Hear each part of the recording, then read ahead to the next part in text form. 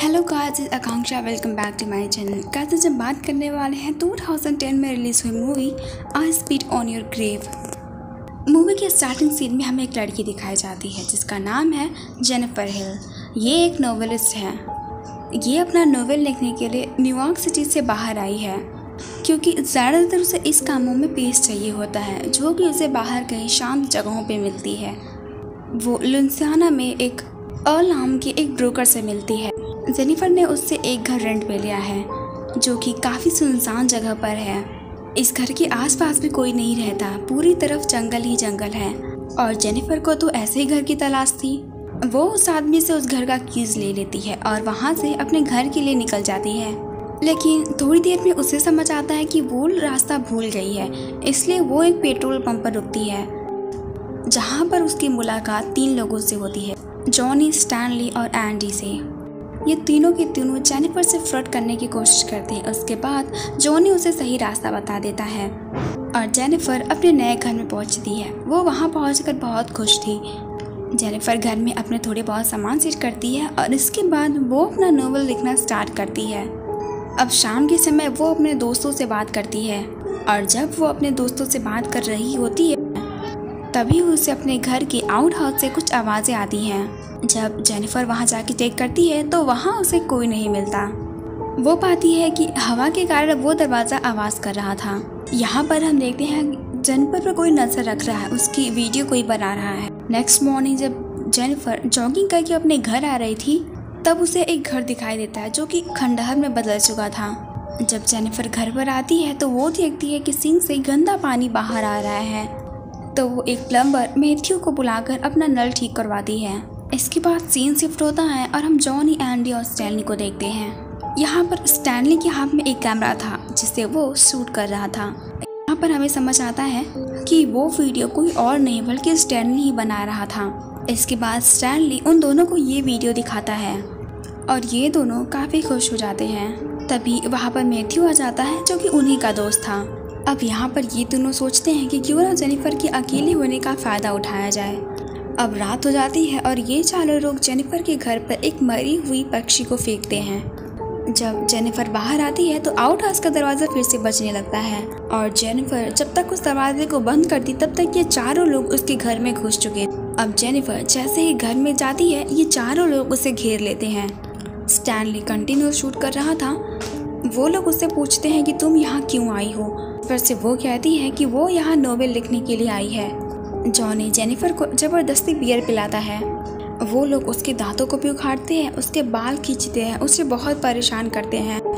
यहाँ पर जेनिफर बहुत डर गई थी। वो बार बार उनसे माफ़ी मांग रही थी कि उसे जाने दो, लेकिन वो लोग उसे छोड़ने को तैयार ही नहीं थे। यहाँ पर जेनिफर किसी तरह खुद को बचाती है और उस घर से बाहर भागती है। भागते भागते जंगल में शेरिफ स्कॉट से टकराती है जो कि एक पुलिस वाला था। वो कहता है कि तुम्हें क्या हुआ है, इतनी परेशान क्यों हो, मुझे बताओ। जेनिफर यहाँ पर सारी बातें शेरिफ को बता देती है। वो बताती है कि सर्विस स्टेशन पर काम करने वाले वो 3 लोग उसके साथ ज़बरदस्ती करने की कोशिश कर रहे हैं। यहाँ पर शेरिफ ऑल्सी कहता है कि तुम जाओ और मैं उन तीनों को पकड़ लूँगा। यहाँ पर शेरिफ और जेनिफर दोनों घर आ जाते हैं। शेरिफ किसी को कॉल करके बुलाता है। अब वो किसे बुलाता है ये थोड़ी देर में हमें पता चल ही जाएगा। यहाँ पर जेनिफर को समझ आता है कि ये 5 लोग मिले हुए हैं। जेनिफर बहुत डर गई थी, उसे समझ नहीं आ रहा था कि उसे क्या करना चाहिए। अब यहाँ पर ये सभी मिलकर जेनिफर का रेप करते हैं। इसके बाद वो लोग उसे जान देते हैं। वो बाहर जंगल में अकेली जा रही थी। शायद वो अब और नहीं जीना चाहती थी। वो क्या करती, किसके लिए जीती? शायद सब कुछ खत्म जो हो गया था उसके लिए वो पूरी तरह से टूट गई थी। उन लोगों ने इसे इतना जख्म दिया था, इतना चोट पहुंचाया था कि शायद अगर वो जिंदा होती तो उसे समझने में उसे पूरी जिंदगी लग जाती और वो कभी इस ट्रॉमा से बाहर नहीं निकल पाती। अब यहाँ पर ये चारों लोग अभी भी उसका पीछा कर रहे थे और जेनिफर इन चारों के सामने एक पुल से पानी में छलांग लगा देती है। यहाँ पर ये लोग सोचते हैं कि शायद जेनिफर मर गई होगी, लेकिन फिर भी ये लोग खड़े होकर कुछ देर तक उसका वेट करते हैं, लेकिन जेनिफर पानी से बाहर आती ही नहीं। क्या यहीं पे ये मूवी एंड हो जाती है? नहीं, अभी ये लोग जिंदा हैं। अभी तो इनका मरना बाकी है। ये 5 की 5 उसके घर वापस और सारे सबूत मिटा देते हैं। सब कुछ जो पुलिस को इन लोगों से पकड़ने के लिए काफी था वो सब कुछ जला देते हैं। स्टैनली ने जो वीडियो बनाई थी उस कैसेट को भी तोड़ दिया जाता है। अब इसके बाद ये लोग नदी में वापस जाते हैं और वहाँ पर जेनिफर की बॉडी को ढूंढते हैं, लेकिन उन्हें जेनिफर की बॉडी कहीं नहीं मिलती। यहाँ पर इन्हें अभी भी ये डर था कि कहीं जेनिफर जिंदा तो नहीं, अगर वो बाहर आ गई तो इन लोगों का जीना मुश्किल कर देगी। इसके बाद शेरिफ अपने घर जाता है और हमें पता चलता है कि शेरिफ की खुद की एक फैमिली है, बेटी है उसकी एक। इसके बावजूद शेरिफ ऐसा कैसे कर सकता है? ये चारों मिलकर कई दिनों तक जेनिफर का पता लगाते हैं, लेकिन वो कहीं नहीं मिलती। अब एक शाम मैथ्यू अकेले बैठा होता है और उसे ऐसा लगता है कि जैसे उसने जेनिफर की आत्मा देखी है, और तभी मैथ्यू को कोई उठा कर ले जाता है। नेक्स्ट दिन स्टैनली भाग कर आता है और वो बताता है कि उसने उस दिन जो रिकॉर्डिंग की थी उसे डिस्ट्रॉय नहीं किया है और उसे कैमरा में ही छोड़ दिया था, और अब कैमरा गायब हो चुका है। अब ये दोनों उस पर बहुत गुस्सा होते हैं और जॉनी उसे बहुत मारता है क्योंकि वो एक एविडेंस था और इससे ये लोग पकड़े जाते। अब शायद इनके साथ भी वही होने वाला है जो उन्होंने जेनिफर के साथ किया था। अब यहाँ पर उसी रात कोई उनके घर के सामने एक मरा हुआ बर्ड फेंकता है, और जब जॉनी बाहर आता है तो जेनिफर की एक स्लीपर जॉनी की तरफ फेंकी जाती है। अगले दिन शेरिफ के घर पर कोई एक टेप छोड़कर चला जाता है और वो टेप वही वीडियो थी। अब यहाँ पर जाहिर सी बात है कि ये सब जेनिफर ही कर रही थी और वो अभी भी जिंदा है।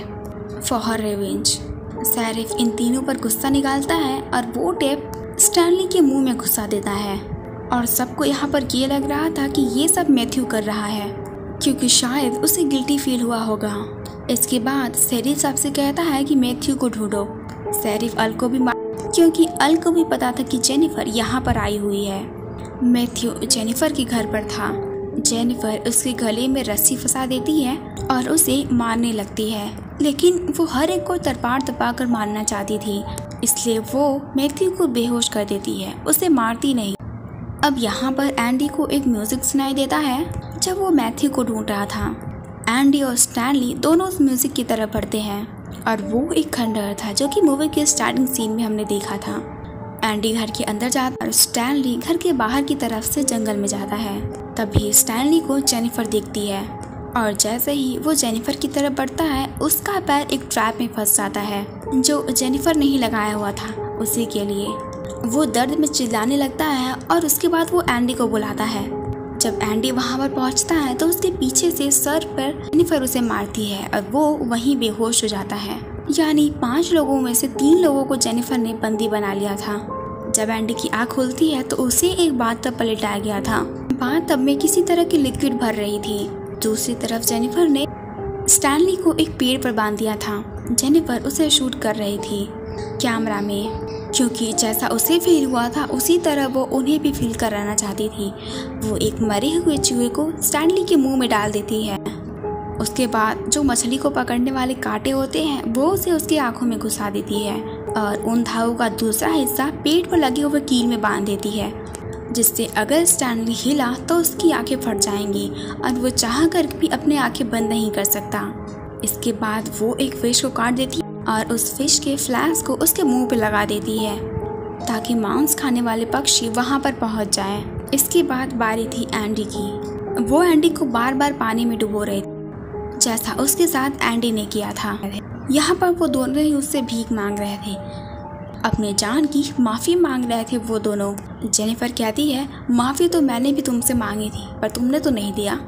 जेनिफर एंडी के बाथटब में एसिड डाल देती है। जैसे ही वो अपना बैलेंस खोकर उसका मुंह उस पानी में जाता है उसका चेहरा जलने लगता है और दूसरी तरफ स्टैनली पर भी कौवे के झुंड हमला कर देते हैं और वो सभी उसकी आंखों को नोच नोच कर खाने लगते हैं।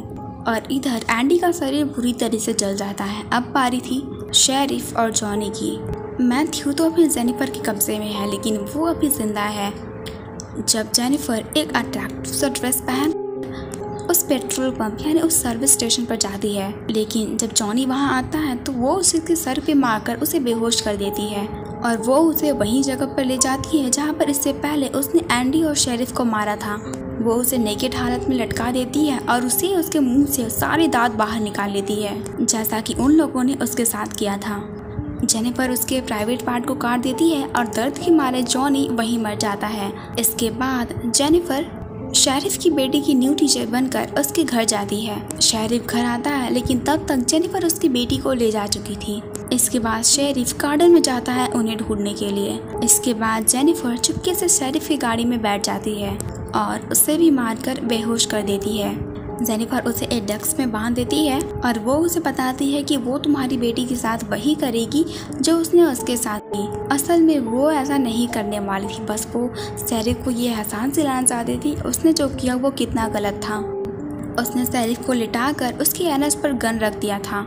इसके बाद वो उस गन को एक रस्सी से बांधकर उस रस्सी का दूसरा हिस्सा शेरिफ के सामने बैठे हुए मैथ्यू के हाथ को बांध देती है, ताकि जैसे ही मैथ्यू होश में आए और उसका हाथ हिलते ही वो गन चल जाएगी, गोली चले और वो दोनों के दोनों मारे जाएं। चूँकि वो दोनों एक दूसरे के आमने सामने थे तो वो बुलेट दोनों को लगने वाली थी।